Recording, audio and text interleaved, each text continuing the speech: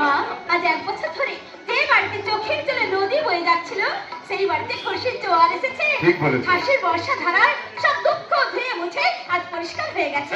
আমাদের নীল আজ আমাদের কাছে ফিরে এসেছে। সেই খুশিটা আমি যে কাকে কি বলবো কোনো ভাষা খুঁজে পাচ্ছি না, কোনো ভাষা খুঁজে পাচ্ছি না। বললু জুগনে গো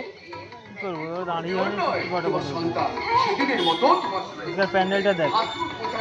আমি আবার তোমাদের কাছে একদম একদম আমি আবার কিন্তু আজ এত কিছু সম্ভব হলো যে ম্যাডামের জন্য। তিনি হঠাৎ কোথায় চলে গেলেন? আসবে তো না আসবে, ও যখন আমাকে দাদা বলে দেখি আমার কপালে ভাই ফোটা দিয়েছে, ও তখন প্রয়োজনে নিশ্চয়ই আসবে। তাই যদি হয়নি, তাই যদি হয় চল চল বাবা চল আমার ঘরে চল, আমার ঘরে গিয়ে আমাদের সব কথা শুনবো।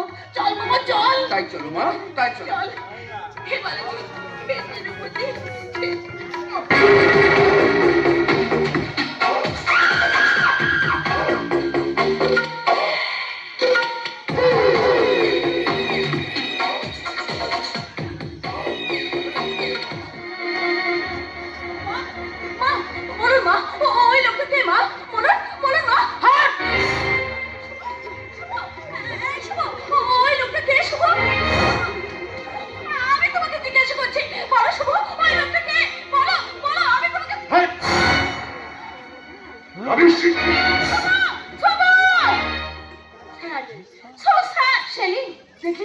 দেখি সাবিত্রী, এদের মা ছেলে এখনো আমাকে এবারের বউ বলে গ্রহণ করতে পারেনি।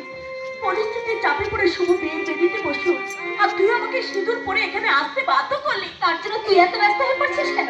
মা তোকে বৌমা বলে কিভাবে মেনে নেবে, তোকে স্ত্রী বলে কিভাবে কাছে টেনে নেবে, সে দায়িত্ব আমার। তাহলে বল ওই লোকটাকে আমার দেওয়ার নেই।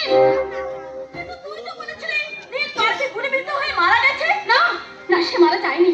প্রকৃতপক্ষে গুলি লাগলেও নীল কিন্তু মারা যায়নি। আজ 1 বছর পরে সে আজ আমাদের কাছে ফিরে এসেছে। সেই জন্য আজ আমরা সবাই ভীষণ খুশি। আমরা ভীষণ যা এসব কথা ছাড়। আজ তোর বাসর রাত, আমার সঙ্গের সাথে আজ তোর বাসর। এসে তুই এত লজ্জা পাচ্ছিস কেন? বিশ্বাস কর আমি এমন ভাবে সাজিয়েছি যে স্বর্গের পূর্বশে দেখলেও বেশি করবে, আর আমার শুভর সাথে তোকে বাসন ভাঙতে ইচ্ছে করবে। তাই তুই এখানে বস, আমি শুভকে নিয়ে এখানে আসছি। তুই বস, আমি শুভকে নিয়ে আসছি। সাবিত্রী, ও শোনো না, শুভ তুমি